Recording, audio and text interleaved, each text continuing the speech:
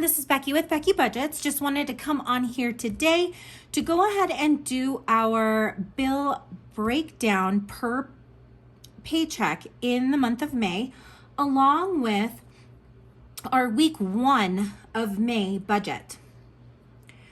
As always, if you are enjoying this content, please go ahead and join this community by subscribing. And if you don't want to miss any of my videos, go ahead and hit that notification bell below and you won't miss anything I post. That being said, let's go ahead and get started. So for May, things are changing a little bit based on what we did in April, because we did go ahead and consolidate some of our high interest credit cards. So we have to add that second loan payment, and I went ahead and preset it to be at the beginning of the month, since we tend to bring more income in at the beginning of the month. Now, coming in to May 1, I'm holding on to my husband's paycheck the Thursday prior in order to pay our bills. So let's go ahead and get started. Now, I'm going to go ahead and designate this paycheck in orange. And what's going to come out of that one is going to be rent, the 2 loans, our car insurance, which is through Allstate, our Dell, which has become the next bill we're going to try to pay off. And then I'm going to go ahead and pull Excel from the 8th to pay early, since we do have a little more income here. So that's going to be for paycheck number 1. Now for paycheck number 2, like I had said prior, we try to pay about 3 or 4 bills per paycheck, since the income's a little smaller than at the beginning of the month. So with my husband's second paycheck in May, we're going to go ahead and pay the Capital One, his Chase Southwest, and our cell phone bill. So those are the 3 bills we're going to pay with that check. With this third check, we're going to go ahead and pay the Chase Freedom, Xfinity, the student loan, and Microsoft. And then we're going to do something a little different with check number 4, since these bills tend to be smaller than the other credit card bills in the month.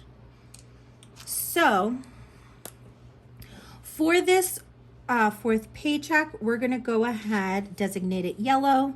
We're going to pay the dog's insurance, our Apple subscription, and then in order to pull this check into the first week in June, I'm going to go ahead and pay off the Slate, the Amazon, and his phone.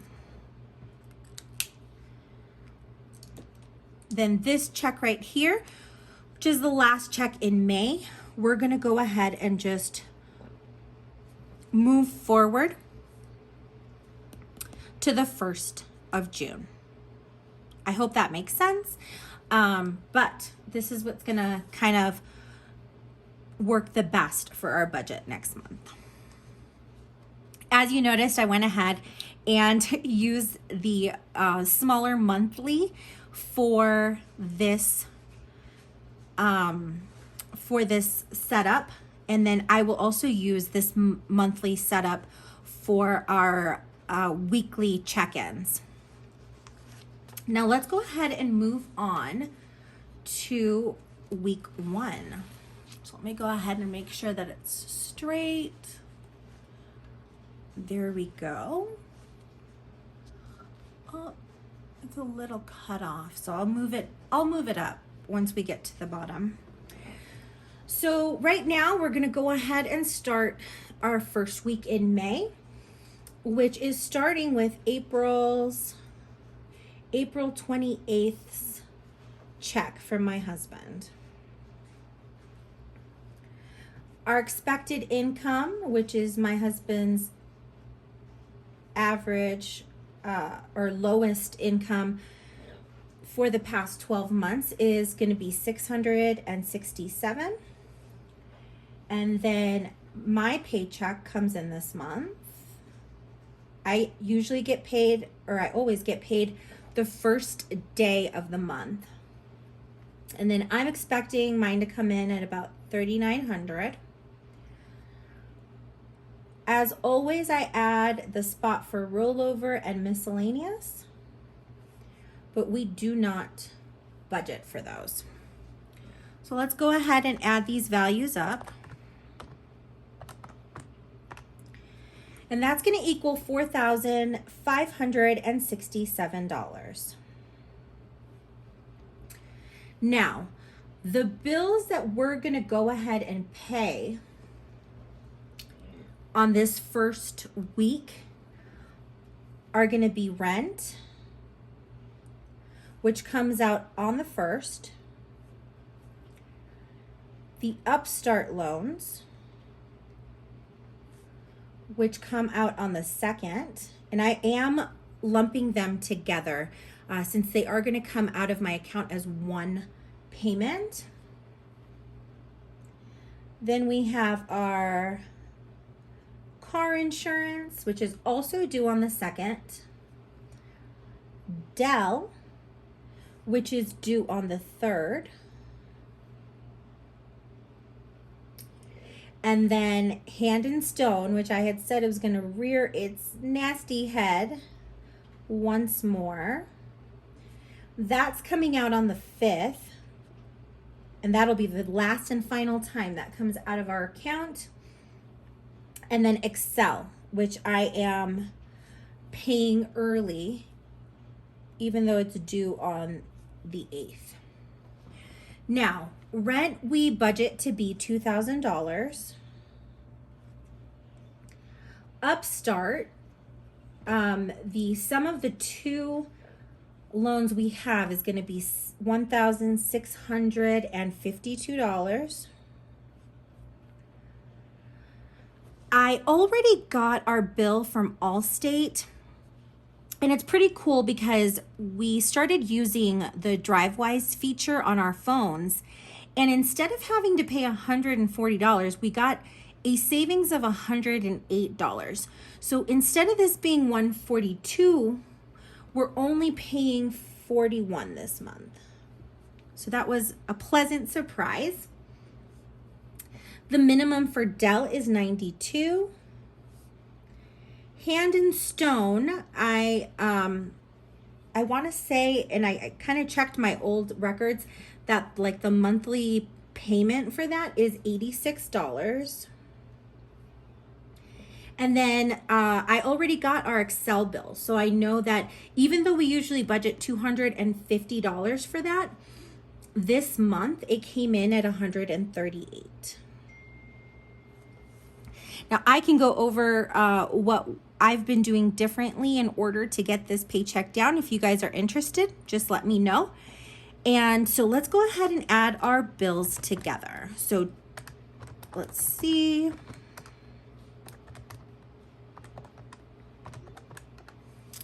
And that's going to give us a total of $4,009. If we take that away from the income, we end up with $558. Now let's go ahead and move on to our variable envelopes. I'll pull down that leftover from above, and then the variable envelopes, the variable envelopes that we save for in the month are food, gas, pets, my hubby, me, eating out, and miscellaneous. If you haven't seen any of my videos before, what we tend to do because of our variable income is that we stagger the way that we fill these envelopes based on the needs of our family. So food this month this week is going to get $200. We usually budget for $400 in the month, but the other $200 are going to come out of other checks. The other one that I'm going to go ahead and budget for is $50 for pets. And then I'm going to go ahead and fill my husband's personal with $100. So the ones that are not going to be filled this week are going to be gas, me, eating out, and miscellaneous. Now that equals, that's pretty easy math, that's going to equal $350. Oh, it's harder to write on this book because once you get to the bottom, you don't have anywhere to rest your hand. So $350. We'll go ahead and take $350 from the leftover after bills. And that's going to leave us $208. Excuse my penmanship. I know that it's a little more difficult to go ahead and write. So let me go ahead and pull that leftover over here, which is 208. Since it is week 1 of the month, our my 52-week contribution comes out. My husband's 52-week contribution comes out. And then our sinking funds, which we budget for weekly. Now my 52-week contribution is going to be $78. My husband's, he's on week 17, so we're going to pay for week 17. And then the sinking funds is always a set 100. So when we add those values together, that equals 195. Now, taking that 195 from the 208 gives us a leftover of $13. Now, we do have a pretty good buffer already in the account. So what I'm going to do, since we're tackling the Dell, is that I'm going to estimate that all the money that's left over is going to go into our snowball envelope. In this case, it would be 13. And that gives us a zero-based budget. Now, I'm going to go ahead and check my math. I want to make sure everything is in frame.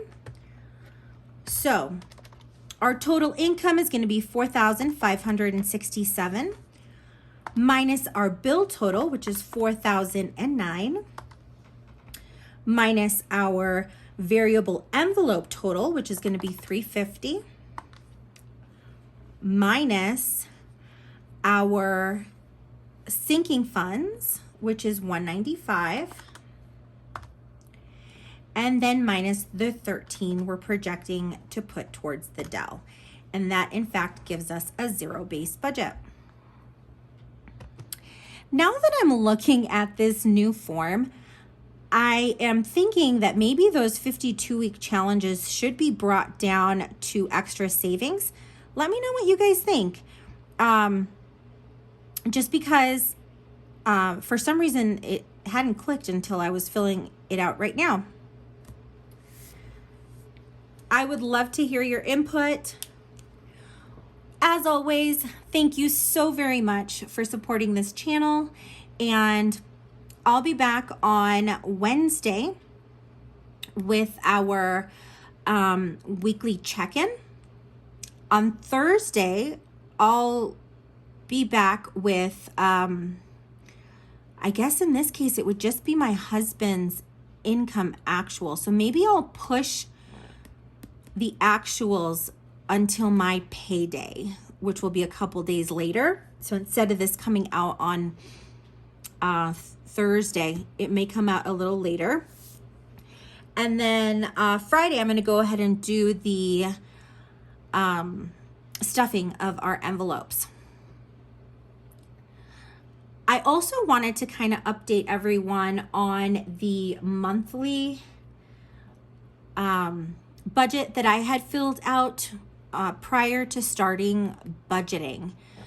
I have decided to not fill that out or finish it off just because the money we got from the consolidation makes it difficult to kind of figure that out. So what I've decided to do is maybe I'll come back on Thursday and fill that monthly budget out for the month of May. It should be a little easier to calculate and figure out this month, since we won't have that consolidation check coming in. And that way I can go back and look at the end of the month to see how things worked out.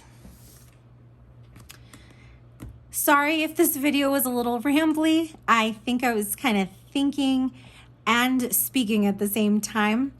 As always, I hope you are all having a wonderful day, and I will see you soon. Take care.